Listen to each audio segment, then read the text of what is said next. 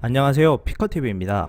소프트뱅크 손정희 회장이 일본은 50년간 변화가 없다며 후진국인 걸 인정하라고 일침을 가했습니다. 어떠한 내용인지 알아보았습니다.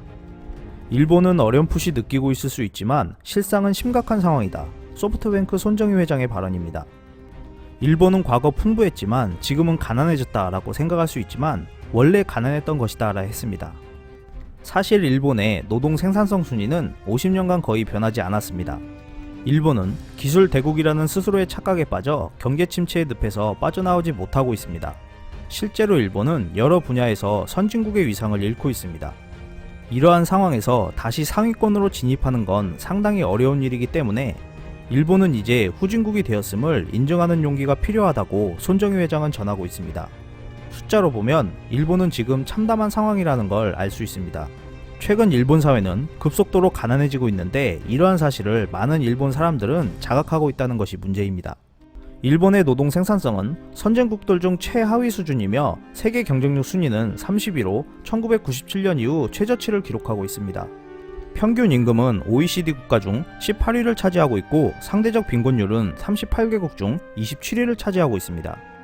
교육에 대한 공적 지출은 GDP 대비 43개국 중 40위에 속해 있고 연금소득 대체율은 50개국 중 41위이며 실업에 대한 공적 지출도 GDP 대비 34개국 중 31위에 위치해 있습니다.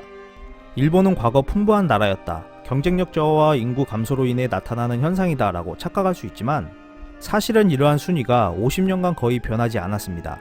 일본의 수출대국이라는 이야기도 과대평가된 측면이 있습니다. 2017년 세계 수출 시장에서 일본이 차지했던 점유율을 살펴보면 3.8%밖에 되지 않았기 때문입니다. 손정희 회장은 일본 기업에 대해 일본은 쇠퇴 산업에 매달리며 선배들이 만들어 놓은 것을 재탕만 하고 있는 모습이다 라고 했습니다. 반면 일본인들에게는 혁신적인 제품을 발명하는 능력은 없지만 기존 제품을 개선하는 뛰어난 능력이 있다고 말하고 있습니다. 손정희 회장은 일본이 이렇게 쇠퇴 산업에 집착해서 이러한 결과를 가져왔다고 언급했습니다. 이러한 상황에 일본 지식인들 사이에서도 비판의 목소리가 나오고 있는데요. 눈과 귀를 닫고 있는 아베 정권이 일본을 우월주의에서 빠져나오지 못하게 하고 있다는 우려가 높아지고 있습니다. 이상 피커TV였습니다.